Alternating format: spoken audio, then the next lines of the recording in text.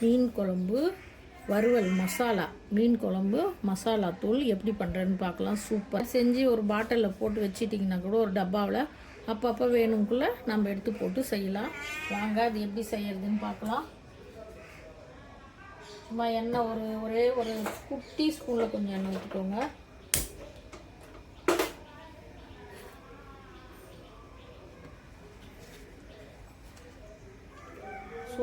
சோம்பு ஒரு ஸ்பூனு, சும்மா வாசனைக்காக லவங்கம் 2, பட்டை சின்ன குட்டி பட்டை 2,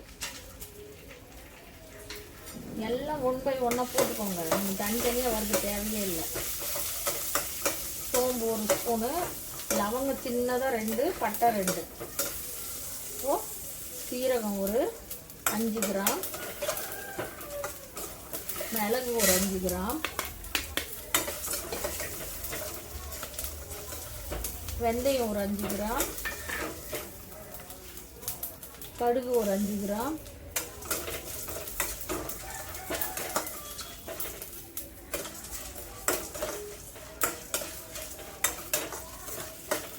தனியா ஒரு 50 கிராம், தனியா நல்லா போட்டுக்கோங்க. கொத்தமல்லி தனியா ஒரு 50 கிராம்,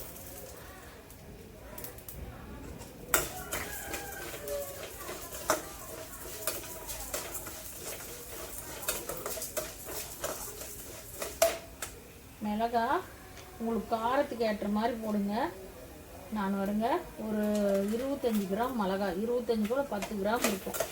நீங்கள் எவ்வளோ காரமோ மிளகா மட்டும் காரத்துக்கு தகுந்த மாதிரி வச்சுக்கோங்க. ஒருத்தர் நிறைய காரம் சாப்பிடுவாங்க, ஒருத்தர் கம்மியாக சாப்பிடுவாங்க. அதனால் காரத்துக்கு தகுந்த மாதிரி வச்சுக்கோங்க. நீங்கள் இதை தனித்தனியாக வறுத்து செய்யலாம். நான் எல்லாம் ஒன்றா வறுத்துட்டேன். இது வந்து ஒரு 5 பேர், ஒரு 7-8 பேர் கூட சாப்பிட்லாம்.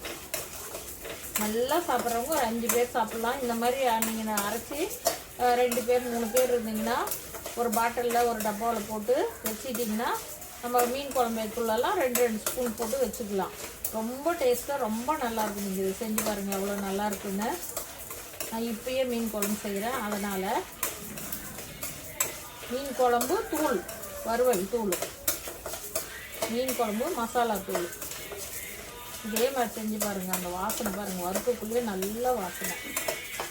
கடுகு, வெந்தயம், சீரகம், சோம்பு, நல்ல வாசனை. காரம் மட்டும் நீங்கள் பார்த்து போட்டுக்கோங்க. நான் ஒரு 10 மிளகா போட்டிருக்கேன், 5 பேர் சாப்பிட்ற மாதிரி. நாங்கள் காரம் கம்மியாக சாப்பிட்றோம், அதனால் ரொம்ப தீய விடக்கூடாது.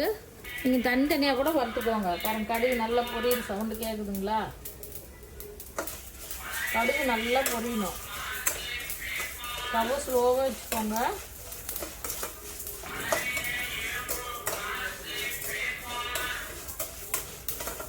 நீங்கள் தனித்தனியாக கூட அதை வந்து கொஞ்சம் கொஞ்சமாக போட்டு வறுத்துக்கலாம். பாருங்க, நல்ல கலர் மாறிடுச்சு. இப்போ எடுத்துடலாம். எல்லாமே வறுத்தாச்சு. எடுத்து இது ஒரு தட்டில் கொட்டிக்கிட்டு அடுத்தது ஒன்று பார்க்கலாம். முட்டில் சாப்பாட்டு அரிசி கொஞ்சம் வறுத்து போட்டால் குழம்பு நல்லா திக்காக இருக்கும். இப்போ நிறைய பேர் இந்த சாப்பிட்றோன்னா இது கொஞ்சம் ஒரு சும்மா ஒரு காஃபி டம்ளரில் 1/4 டம்ளர், இந்த கிண்ணத்தில் ஒரு 1/4 கிண்ணம், நிறைய போட்டுறாதீங்க. ஒரு 1/4 கிண்ணம் போடுங்க போதும். நல்லா ஆனால் பொண்ணு நேரமாக வறுத்துக்கணும். தீய விட்டுறாதீங்க, வறுக்காதையும் எடுத்துடாதீங்க. அது நல்லா கலர் மாறும் பாருங்க. எடுத்து அந்த மசாலாவோடையே போட்டு அரைச்சிக்கிட்டோம்னா குழம்பு நல்லா திக்காக கிடைக்கும். நல்லா இருக்கும் குழம்பு. ஒன்றும் இதனால் ஒன்றும் இதாகும். நல்ல ஒரு பொண்ணு நேரமாக தீய விடாத பொண்ணு நேரமாக இந்த அளவுக்கு வறுத்துக்கணும். நல்லா பொரி மாதிரி வெள்ளை கலரில் நல்லா ஒரு கொஞ்சம் கலர் மாதிரி அந்த டைமில் எடுத்து நம்ம கொட்டிக்கலாம்.